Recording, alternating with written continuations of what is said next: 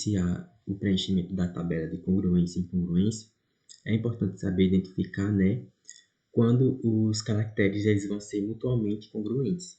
Então, dois caracteres eles vão ser mutuamente congruentes quando a condição apomórfica de um for compartilhada apenas por um subconjunto de espécies que compartilha a outra apomorfia, ou quando nenhuma das espécies que compartilha uma das apomorfias vai compartilhar a outra. Caso contrário, vai ocorrer incongruências. Então, basicamente, o que isso significa? Então, eu vou mostrar o que isso significa na prática. Então, aqui, nós temos, né, um cladograma e uma tabela de congruência e de incongruência. Então, como que nós fazemos para preencher essa tabela, né, para identificar, né, quando um caractere vai ser congruente e quando ele vai ser incongruente? Então, para iniciar esse preenchimento, nós começamos aqui do caractere 1. Então, eu vou comparar o caractere 1 com os demais caracteres. Só que eu não vou comparar, né, o caractere 1 com 1, porque isso não é possível. Então, eu coloco aqui um traço. E agora eu comparo o caractere 1 com o caractere 2. Então, eu venho aqui no meu cladograma e identifico onde está o caractere 1. Então, ele vai estar presente aqui no táxon C, no táxon D e no táxon E. E aí, agora eu vou identificar, né, onde está o caractere 2, porque eu vou comparar o caractere 1 com o caractere 2, para poder identificar se eles vão ser congruentes ou se eles vão ser incongruentes. Então, o caractere 2 ele vai estar presente aqui no táxon C e no táxon D. Então, se vocês observarem bem esse caso, vocês vão ver que o caractere 2 ele vai estar presente aqui em 2 dos 3 táxons que o caractere 1 também está. Então, é como se o caractere 2 ele estivesse inserido, vamos dizer assim, dentro de 1, já que eles estão compartilhando aqui os mesmos táxons. Então, nesse caso, o 1 e o 2 eles vão ser congruentes por conta disso. Então, eu venho aqui na minha tabela e coloco C, que esse C, né, indica congruência. Aí eu passo agora a comparar o caractere 1 com o caractere 3. Então, se vocês observarem aqui, o caractere 3 e o caractere 4 eles vão estar juntos. Então, eles vão estar presentes aqui, ó, nos táxons A e no táxon B. Então, nesse caso aqui agora, se vocês observarem bem, o caractere 3 e 4, né, eles vão estar presentes aqui em 2 táxons que não vão estar onde o caractere 1 não vai estar presente, tá vendo? O caractere 3 e 4 vai estar presente no A e no B, e um vai estar presente no C, no D e no E. Ou seja, eles não vão estar compartilhando aqui nenhum táxon, eles vão estar longe um do outro. Então, o caractere 3 não vai estar inserido dentro de 1, e o caractere 1 não vai estar inserido dentro de 3. Então, nesse caso aqui, também vai ser uma congruência. Então, eu venho aqui na minha tabela, né, e coloco o C que indica congruência. Então, se vocês observarem bem essas duas situações, em que ocorreram a congruência, né, tanto com o caractere 1 em relação ao 2, quanto o caractere 1 em relação ao 3, ele é a tradução basicamente do que acontece nesses dois casos aqui, ó. Quando um caractere vai estar inserido totalmente dentro do outro, vamos dizer assim, ou então quando nenhum deles estiver compartilhando ali os mesmos táxons, que é o que acontece aqui nesses casos, onde vai haver, né, a congruência. Então, aqui, em relação ao caractere 1 e o caractere 4, vai ser a mesma coisa do 3, já que o 3 e o 4 estão juntos, né?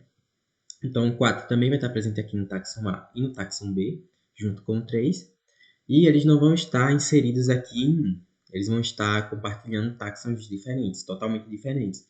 Então, nesse caso, vai ocorrer uma congruência também. Então, eu coloco aqui o C que indica congruência. Já em relação ao caractere 1 ao 5, se vocês observarem aqui, ó, o 5 vai estar presente no táxon B e vai estar presente aqui também no táxon C. Então, nesse caso aqui, ó, se vocês observarem, é como se tivesse havendo uma disputa entre o caractere 1 e o 5 pelo táxon C, já que o C ele vai estar presente tanto no 5 quanto no 1. Já o caractere B não vai estar presente no 1. Então, nesse caso aqui, ó, está havendo uma incongruência, porque é como se estivesse havendo uma disputa entre eles. Então, eu venho aqui na minha tabela e coloco o I que indica incongruência. Então, sempre que tiver assim, por exemplo, vamos supor que tenha um caractere, como é o caso aqui do 5, que estiver compartilhando um mesmo táxon com outro caractere, mas aí tiver um outro caractere fora desse táxon, como é o caso aqui que está em B, está em C, sendo que C está presente em também, então nesse caso vai haver uma incongruência. Então eu venho aqui na tabela e preencho com incongruência. 1 em relação ao 6, a mesma coisa. O 6 vai estar presente em B e em C. Então vai estar havendo, como se estivesse havendo uma disputa aqui entre 1 e o 6 pelo táxon C. Então eu venho aqui na tabela e preencho com um id que indica incongruência. Já o 1 em relação ao 7, também é a mesma coisa. Ó. Se vocês observarem aqui, o 7 vai estar presente em D e em B. B não vai estar presente, o caractere 1 não vai estar presente em B, mas ele vai estar presente em D. Então, é como se estivesse havendo uma disputa aqui. Então, nesse caso, também é uma incongruência. Então, eu venho na tabela e coloco o i que indica incongruência.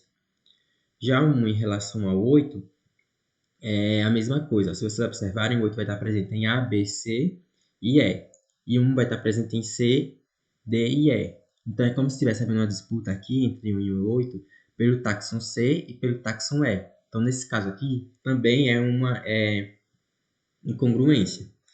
Então, aqui, para observar essa questão de disputa ou não, tem aqui outro exemplo do diagrama de Venn, onde é possível observar nessa questão da disputa e da não disputa entre os caracteres. Então, aqui, por exemplo, ó, o caractere 1 está sendo representado por essa marcação aqui, ó, por essa forma aqui. Já o caractere 2 está sendo representado por essa outra aqui. Então, se vocês observarem, dentro de 1 vão estar os táxons C, D, E, F, G. Já dentro de 2 vão estar os táxons A, B e C. Então, se vocês observarem aqui, ó, é como se estivesse havendo uma disputa aqui entre o caractere 2 e 1 pelo táxon C, tá vendo? Tem essa disputa aqui, tá vendo essa disputa entre os dois? Então, nesse caso aqui, é uma incongruência. Então, quando eu falo tá havendo uma disputa, é basicamente isso que eu estou querendo dizer. Que vai estar tendo, né, esses dois caracteres vão estar disputando esse táxon. Então, eu venho aqui na tabela, ó, por exemplo, e coloco o i de incongruência. Já o caractere 1 em relação ao 3, se vocês observarem aqui, ó, o 1 está aqui e o 3 está aqui. Então, dentro de 3 já temos quais táxons? O C, o D e o E.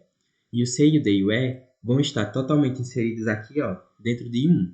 Então, nesse caso, o 3 em relação a 1 e 1 em relação a 3 vão estar sendo o quê? Congruentes, já que eles vão estar compartilhando aqui os mesmos táxons, né? Já que o caractere 3 vai estar totalmente inserido dentro de 1. Então, eu venho aqui na tabela, ó, coloco congruente. E assim vou fazendo com todos. Então, aqui, por exemplo, voltando nesse exemplo, quando vocês terminam de preencher a tabela, né, de congruência e incongruência, seguindo todo esse padrão, todo esse protocolo, no final vocês vão somar aqui quantas congruências cada caractere teve e quantas incongruências cada caractere teve. Então, nesse caso aqui, o caractere 1, ele teve 3 congruências. Então, aqui, ó, 1, 2, 3. 3 congruências. Então, eu venho aqui, ponho 3. Já com relação à incongruência, o caractere 1, ele teve 4 incongruências. Então, 1, 2, 3, 4. Então, eu venho aqui e preencho com 4. E aí, eu vou preenchendo, né? Vou contando quantas congruências e incongruências cada um dos caracteres aqui tiveram e vou somando aqui, vou colocando aqui. E aí, no final, eu vou querer saber quais vão ser os candidatos naturais à homoplasia. Então, nesse caso, os candidatos naturais à homoplasia vão ser aqueles caracteres que apresentarem o maior número de incongruências. Então, nesse caso aqui, os caracteres que apresentaram o maior número de incongruência foram os caracteres 6, que apresentou 6 incongruências, e o caractere 7, que apresentou aqui, ó, 7 incongruências. Então, eu venho aqui e digo, né, que os caracteres naturais da homoplasia são os 6 e o 7.